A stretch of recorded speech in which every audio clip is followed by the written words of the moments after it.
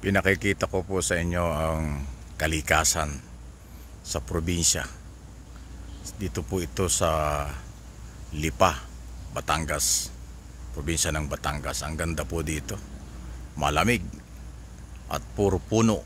Talagang iba po ang kalikasan. Ayan oh. Talagang puno. Sarap ng hangin. Amoy halaman, green na green. Ayan oh.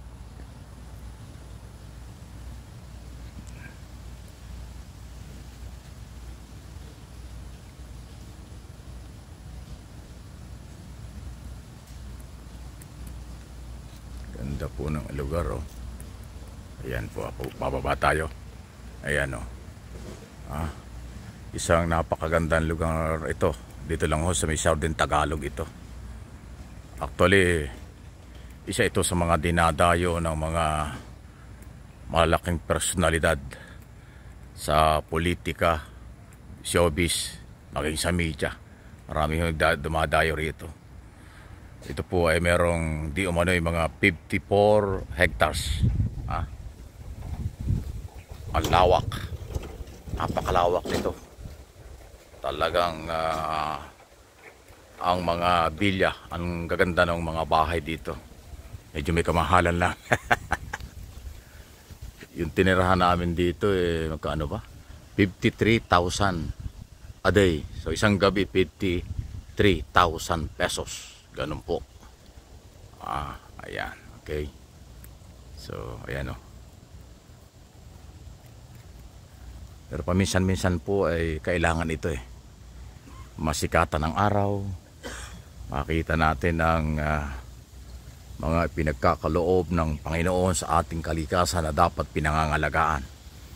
Ako, puro kalikasan din po tayo, kaya pabor ako na pangalagaan ng kalikasan. Katulad nito, ang lapit lang po nito sa Metro Manila, mga 1 oras kalahati lang. Pero makikita mo itong ganitong mga lugar na ang pinakikita ko sa inyo, hindi mga bahay. Ang mga bahay nasa gitna po nitong mga malaking punong ito Yung mga bilya talaga. Malalaki. At malawak. Ayan, okay. So, okay, good morning. Ayan o. Ayan po. Ayan. Tingnan natin o. Pag kinuhanan ko itong 54 hectares ay napakalawak doon. So, isa lang po ito sa mga lugar na aking ipinapakita sa inyo. Ayan, okay? Marami pa. Marami pang mga lugar dito. Ayan. Parang parang may tatanong mo sa sarili, paano na-develop itong ganito? Nasa dami po ng ganitong mga puno na nakikita ninyo. Sa looban ng mga punong ito, marami mga bahay na napakaganda. Bilya talaga. May hotel, bilya at kung ano-ano. Kaya nga po ito exclusive kasi. Hindi po basta-basta makakapasok dito kung wala kang room dito o bahay na hindi ka naka-schedule, ibig sabihin. Hindi pwedeng pasukin ito na kung sino-sino lang, masyadong pribado.